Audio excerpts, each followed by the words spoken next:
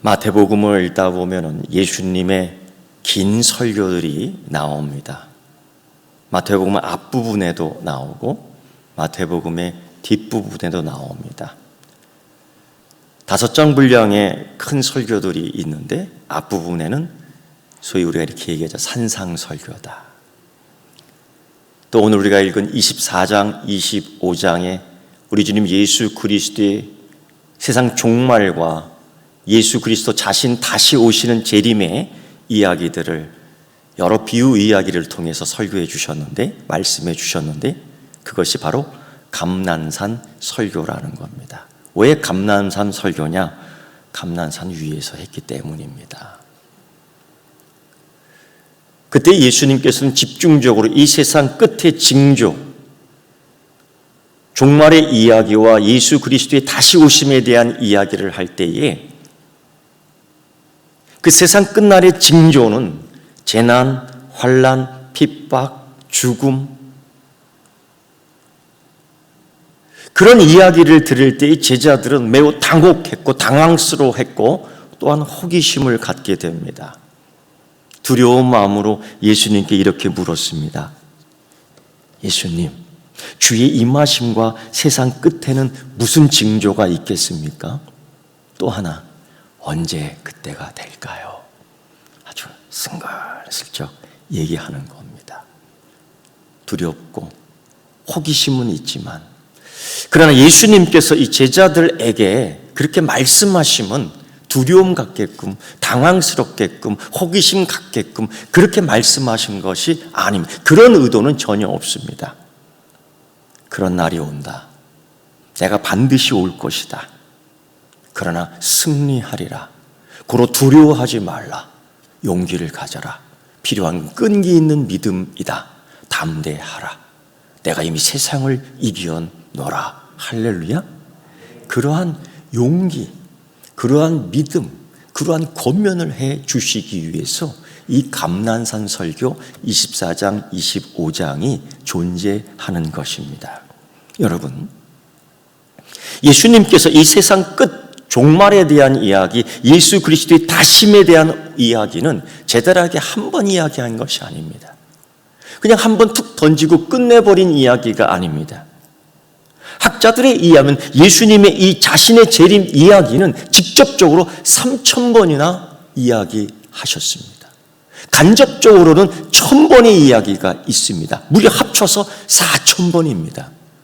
그러니까 예수님은 시간이 있을 때마다 내가 다시 올 거야. 실망하는 제자, 좌절하는 제자, 내가 다시 올 거야. 내 세상 끝날까지 너희와 항상 함께 있을 거야. 두려워하지 말라. 내가 너와 함께 할 거야. 이런 용기를 계속 주셨습니다. 몇 번? 4,000번이나. 또 이와 달리 예수님께서는 다시 오시는, 아니 초림 사건, 아기 예수로 오시는 이야기의 사건을 성경에서 찾아보면 이사야서도 마찬가지고 미가서도 마찬가지고 시편에서도 마찬가지고 예수님의 초림 사건은 상대적으로 상당히 작습니다. 몇 번이냐면 300번 정도. 그런데도 예수님께서는 오셨습니다. 우리 하나님이 그 약속을 지키기 위해서 아기 예수로 오셨습니다. 다윗의 가지로 오셨습니다. 우리를 구원하기 위해서 오셨습니다. 우리 죄를 용서하기 위해서 오셨습니다. 하나님은 약속을 지키셨습니다. 하나님의 뜻을 이루셨습니다. 이걸 성경에서는 300번 이야기합니다. 그걸 이루었다, 성취했다, 성경대로 응했다라고 표현을 합니다. 그렇다면 4,000번 이야기한 예수님의 재림, 이건 반드시 확실하게 분명하게 끝까지 이루어지는 줄 믿습니다. 여기에 우리가 소망이 있는 겁니다. 예수님은 세상 끝 종말의 위험한, 황당한, 두려운 이 사건 속에서 위축된 제자들에게 용기를 주는 거죠. 내가 다시 온다니까. 내가 다시 올 때 너희들 승리할 수 있다니까. 이런 권면의 말씀을 감난산 설교의 이야기로 해주는데 예수님께서는 특별히 비유 이야기로 해주고 있습니다. 큰 비유 이야기가 24장에부터 시작해서 25장까지 연결되어 있어요. 그 중에 대표적인 비유 이야기가 바로 악한 종과 선한 종의 이야기. 또 우리가 익히 들었던 지혜로운 5 처녀, 미련한 5 처녀, 등불든 처녀들이죠. 신랑을 기다리던 처녀들. 또 우리가 익히 알고 있는 달란트의 비유, 5 달란트, 2 달란트, 1 달란트 받은 종들의 이야기. 이게 예수님의 감난산 설교 이야기고 예수 그리스도의 재림에 대한 이야기를 제자들에게 비유로 설명해 주는 거예요. 그러니까 제자들이 알고 싶은 거죠. 언제요? 언제? 어떤 징조가 있는데요? 그러나 예수님은 그날과 그때는 아무도 모른단다. 아들도 모르고 천사도 모르고 오직 아버지만 아시는 거예요. 그러나 예수님은 징조를, 현상을 이야기해 주며 이것이 사변적 환상이 아니고 이것이 철학적 유의가 아니고 그냥 종교적 관념이 아니고 이 종말이라는 사건 속에 우리에게 다가오는 환난은 예수 그리스도의 재림 때에 경험하게 된 이 사건들은 실제적인 사건이라고 예수님께서 강조하고 비유로 설명하며 제자들에게 권면해 주는 겁니다. 제자들은 계속 묻습니다. 언제요? 어떻게 해요? 그러나 그것은 너희의 알 바가 아니고 단 중요한 것은 우리의 자세란다. 우리가 그날을 지키고 우리가 그날을 기억하며 그날을 기다리는 자세, 성도의 자세가 제자의 자세요. 제자의 자세가 하나님의 자세인 줄 믿습니다. 그걸 제자들에게 쫙 이야기하며 비유로 설명하는 겁니다. 이 비유 이야기 가운데 첫 번째 이야기를 보면 충성된 종과 그렇지 못한 악한 종이 나옵니다. 주인이 어느 날 집을 떠나게 됩니다. 긴 사업차 아마 다른 곳으로 갔던 것 같아요. 그러니까 주인이 없을 때에 2 가지 마음이죠. 야, 이제 자유다! 이러면 벌써 끝나는 거예요. 주인이 없을 때 대신 종들은 책임을 느껴야 되죠. 주인이 없을 때 더 잘해야 돼요. 주인이 없을 때 더 열심히 해야 됩니다. 주인이 안 볼 때 구석구석 더 잘해야 됩니다. 이게 지혜로운 종의 모습입니다. 그런데 그런 종만 있습니까? 야, 우리 주인 갔는데 사업 언제 끝날지 몰라. 안 올 수도 있어. 자유야. 예, 그런 기분 이해합니다. 그 자유를 가지고 뭘 하느냐 이거예요. 일을 시키는 주인이 없습니다. 일을 정해주는 주인이 없습니다. 그러나 지혜로운 종은 자유다. 이제 내가 저기를 청소하고 싶고 내가 저기에 못을 받고 싶고 헐렁헐렁한 거 4시간 이용해서 저걸 마무리하고 싶어. 그러나 악한 종은, 게으른 종은 자유다. 내 멋대로 하고 싶어. 저기도 놀러 가고 싶어. 책임감이 없어집니다. 자기의 사명이 무엇인지 저버리고 자유를 만끽합니다. 지켜보는 사람도 없고 책임감도 없었기 때문에 자신의 악한 마음, 게으른 마음이 이끄는 대로 행동하는 겁니다. 그런데 그 사이에 주인이 갑자기 돌아오는 거죠. 10처녀의 비유에서도 마찬가지, 달란트 비유에서도 마찬가지야. 신랑이 왔습니다. 주인이 다시 돌아와서 회개를 합니다. 5 달란트 받은 사람, 2 달란트 받은 사람, 1 달란트 받은 사람. 충실한 종은 기대 이상의 상을 받고 주인이 갖고 있는 권위를 다 같이 받으며 명예의 자리에 올라갔습니다. 주인이 누리는 특권도 누릴 수 있었습니다. 이것은 충실한 그리스도인이 받는 결과로 주님이 비유를 통해서 말씀해 주십니다. 그리고 달란트 비유에서 마태복음 25장 21절의 말씀 보면 그 주인이 돌아와 많은 것들을 남겼고 성실하게 충실하게 갑절을 남긴 그 종에게 이렇게 얘기하죠. 잘하였도다 착하고 충성된 종아, 내가 적은 일에 충성하였음에 내가 많은 것으로 내게 맡기리니 내 주인의 즐거움에 참여할지어다. 아멘. 이러한 충성스럽고 지혜로운 종에게 받는 그 명예와 상급을 받습니다. 그런데 악한 종은 이 자유를 만행으로, 이 자유를 자기의 유희로, 이 자유를 자기 책임도 모르고 자기 사명도 모르고 스스로 미혹되고 자신이 이 집에 속했다는 건 알지만은, 자신이 그 주인에게 속했다는 건 알지만은, 자신이 이 교회에 속했다는 건 알지만은, 자신이 믿음이 있다라고 착각은 하지만은 주인을 섬기는 척만 하는 겁니다.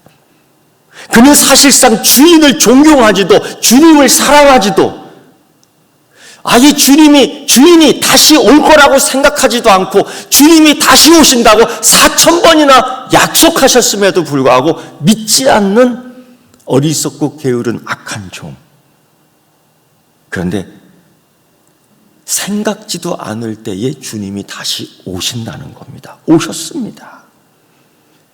그 게으르고 악한 종은 이렇게 생각합니다. 주인이 더디 오리라. 왜요? 왜 이런 생각을 하는 걸까요?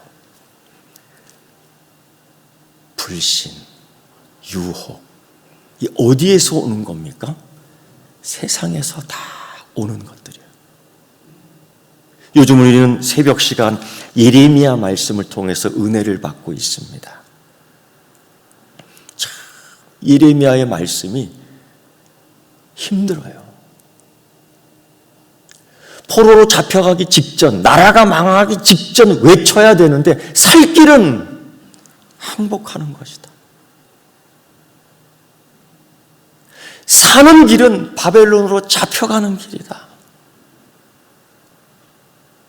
그리고 하나님께서는 그때 그 당시 예레미야에게 연수까지 자세하게 언급해 줍니다. 70년. 그걸 포로로 잡혀갔던 다니엘이 깨닫지 않습니까? 그리고 힘과 용기를 얻어 끝까지 견딥니다. 그러나 반대로 예레미야의 참 진짜 선지자의 말씀과는 반대로 미혹, 유혹, 불신하게 하는 거짓 선지자들이 많이 있었습니다. 사실 1년 동안 포위당하며 사는 생활은 참 어렵습니다. 물자를 공급받지도 못하고 먹을 양식을 공급받지도 못하고 병원에 자유롭게 왔다 갔다 하지도 못하고 친지들과 자유롭게 이야기하지도 못하고 항상 긴장해 있어야 되고 이런 상황 똑같은 거지요. 이때 누군가 외치는 겁니다. 거짓 선지자가 우리는 안전해, 우리는 이길 거야, 우리는 승리할 거야. 그러면서 멍에 어떤 거 하나 주워다가 목에 든 나무의 멍에를 팍 꺾어버리면서 내던지는 거예요. 하나님이 우리를 이렇게 이기게 했다니까. 근데 여러분, 가짜 아닙니까? 진짜가 아니지 않습니까? 우리가 이러한 세상의 소식에 막 유혹당해요. 오늘 말씀, 세상의 종말 그 끝자리에도 이런 유혹과 이런 불신으로 떠나가는 자가 많다는 겁니다. 이때에 이럴 때 예수님께서는 이 감람산 설교 이 비유 이야기를 통해서 이때 우리는 주인 예수 그리스도의 오심을 기다리며 어떻게 견뎌야 되느냐, 어떻게 어떠한 자세를 통해서 승리할 수 있느냐, 상급을 탈 수 있느냐, 은혜를 받을 수 있느냐, 축복받을 수 있느냐, 그거를 가르쳐 주는 겁니다. 세상의 종말에 대한 두려움 때문에 겁주려는 것이 아닙니다. 제자들을 당혹스럽게 하려는 것이 아닙니다. 지금처럼 우왕좌왕하게 하려고 하는 것이 아니라 이 상황에서 승리해야 한다. 이 상황에서 견뎌야 된다. 이 상황에서 이겨야 된다. 그거를 권면 설교하는 것입니다. 신랑을 기다리는데 등불을 들고 신랑을 맞이하는 10명의 아가씨들이 등불을 들었습니다. 그 처녀들이 등불을 준비해서 왔는데 보통 신랑이 언제 올 줄은 모르지만은 5명은 그렇게 생각했던 것 같습니다. 신랑 빨리 올 거야, 아마. 빨리 올 거야. 대충 준비하면 되겠지 뭐. 그러면서 있는 것 하나 거저 툭 들고 나온 거죠. 근데 신랑이 기다려도 안 옵니다. 또 다른 비유에서는 갑자기 주인이 오셨는데 이 신랑을 기다리는 등불 킨 여인들의 이야기에서는 신랑이 늦게 옵니다. 아예 늦게 옵니다. 그러니 일찍 올 줄 알고 대충 들었던, 준비하지 않았던 이 5 처녀는 상당히 당황스러운 겁니다. 이제 불이 꺼져. 기름을 준비하지 않았기 때문에 어쩔 수 없이 기름을 다시 사러 가야 되겠다 하고 그 자리를 이탈합니다. 그 자리가 어둡게 됩니다. 그들은 그 기름을 사러 간 사이에 신랑이 와버렸습니다. 그리고 신랑은 이미 계획된 대로 그 집에 들어가 곧이어 밤중이지만은 결혼잔치를 시작하게 됩니다. 문은 잠겨졌습니다. 마침내 돌아온 이 기름을 뒤늦게 준비한 미련한 5명의 처자들이 문을 두드리면서 열어달라고 하는데 여간 이 혼례식에 거치장스럽게 방해가 되는 겁니다. 이때에 그들이 간청하지만 신랑의 태도는 완강했습니다. 그들 자신에게 주어진 오직 한 가지 사명, 그 등불 든 처자들에게 주신 오직 한 가지 사명, 오늘 이 시대에 주님이 우리에게 주신 오직 한 가지 사명, 믿음을 지키라는 것, 그거를 다 버린 거예요. 한 가지 의무를 소홀히 한, 그리고 혼인잔치를 지금 번거롭게 하는 이 처자들에게 신랑은 이렇게 단호하게 이야기합니다. 진실로 너희에게 이르노니 내가 너희를 알지 못하노라. 악한 종의 이야기에서는 주인이 갑작스럽게 돌아와 이렇게 얘기합니다. 슬프며 이를 갈리라. 이런 예수님의 표현은 지옥으로 떨어지는 영혼들에 대하여 표현하는 것입니다. 슬피 울며 이를 갈고 어둠 속에 빠져들어가는 이런 모습들을 묘사하곤 했습니다.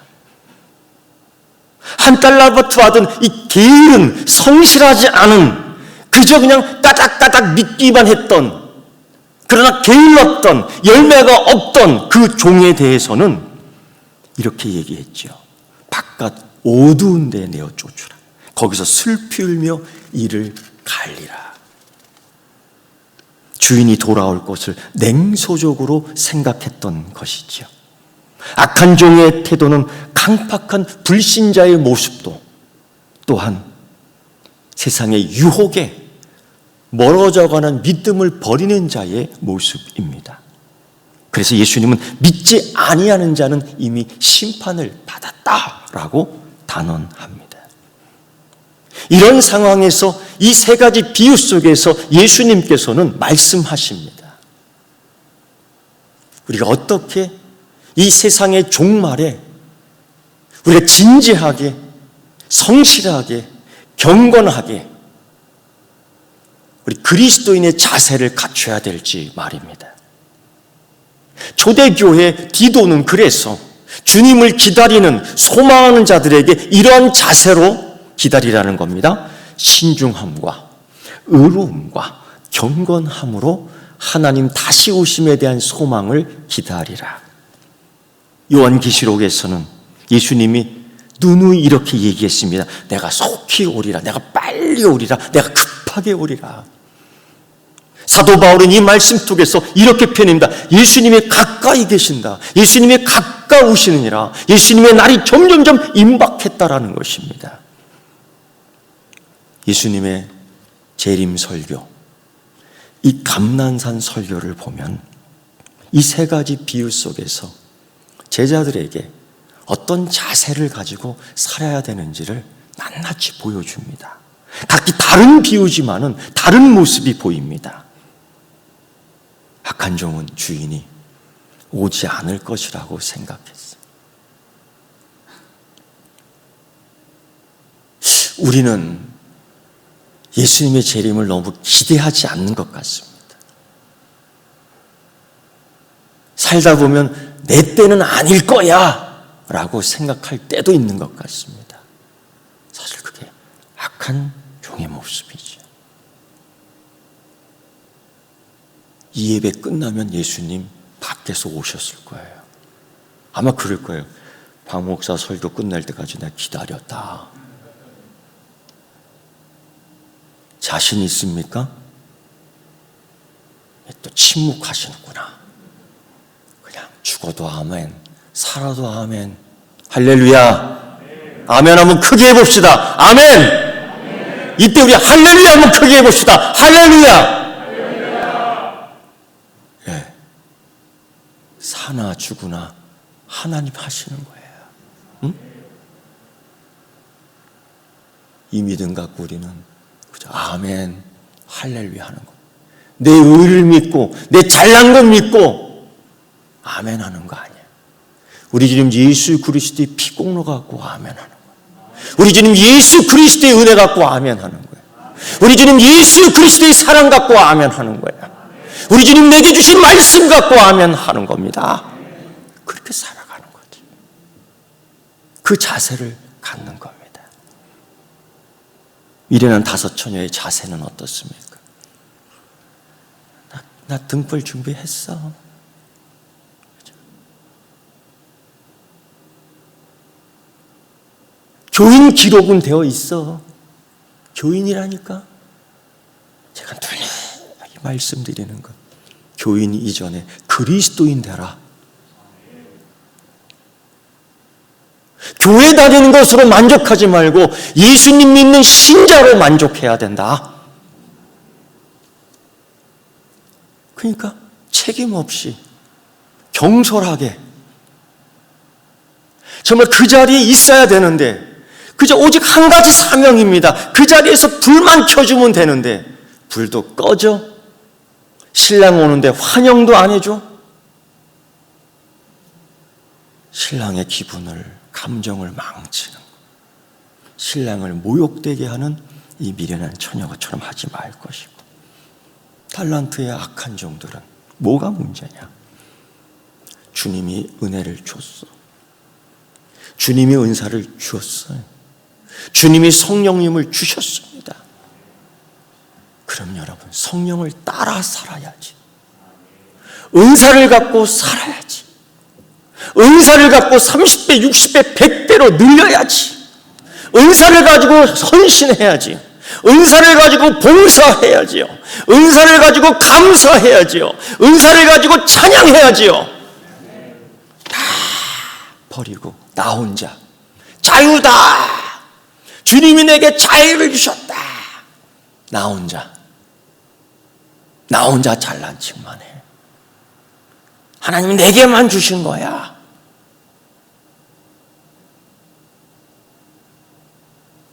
누워서 발가락 까닥까닥 하면서 잠만 자는 거예요.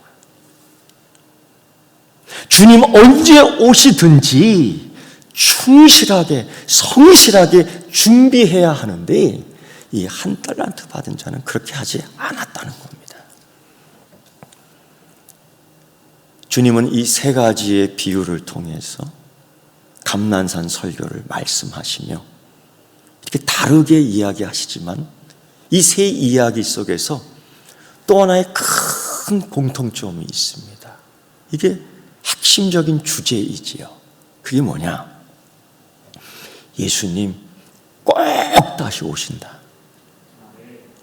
그렇지 않고서는 그 비이야기 속에서 계속 말씀할 리가 없죠. 4,000번.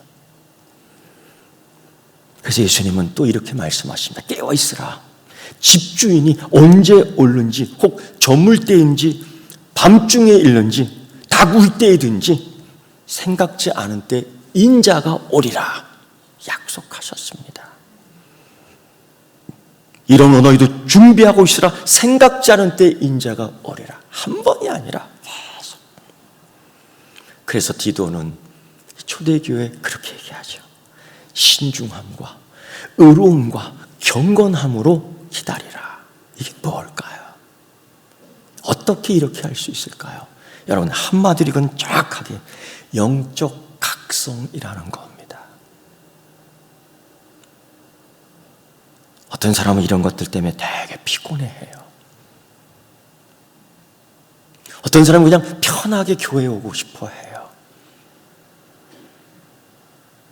어떤 사람은 좀 편리하게 예수님 믿고 싶어 하는 사람이 꽤나 많습니다. 각성은, 깨어있는 것은 참으로 어떻게 보면 피곤한 겁니다. 그러나 하나님이 능력 주셔서 능히 이기게 하실 줄 믿습니다. 참으로 이보다 더 어려운 시대가 세계적으로 참 많았습니다. 18세기 산업혁명이 일어나며 물론 사회가 경제가 발달되기도 했지만은 사회의 빈부격차는 커지고 공해는 심해지고 도시 빈민은 더 많아지며 먹을 거 입을 거 많이 부족했습니다.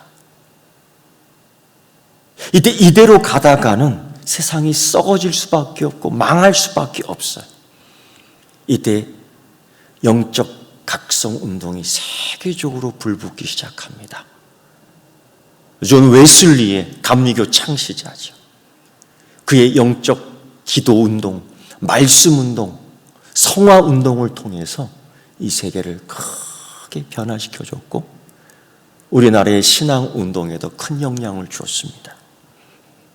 뒤이어 19세기 말 근대화, 현대화로 가기 위한 그 입구에서 가장 세상 사람들의 욕심이, 욕망이, 더러움이 폭발하기 직전, 폭발하면 다 죽는 거예요. 세계의 전쟁, 질병, 알지 못하는 전염병이 퍼져가는 그때에 또다시 영적 각성 운동이 일어나죠.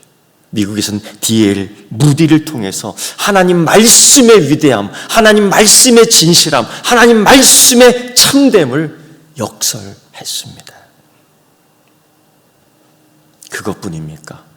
인도에서는 1905년 카시아 부흥운동이 일어나 영적 각성을 이루었고요. 그뿐입니까?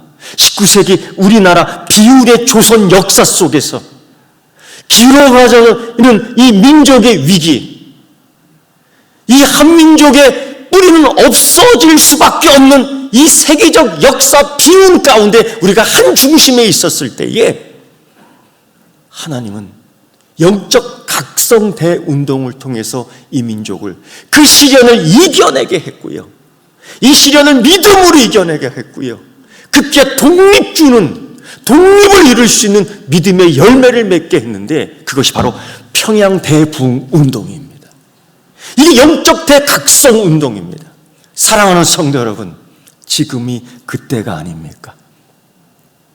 이 환난, 이것으로 인한 교회를 대한 질투, 누추리, 그들이 우리를 미워하는 이때에, 그들이 우리를 시기하는 이때에, 그들이 우리를 고발하는 이때에 이 환난은 종말의 징조가 아니겠습니까?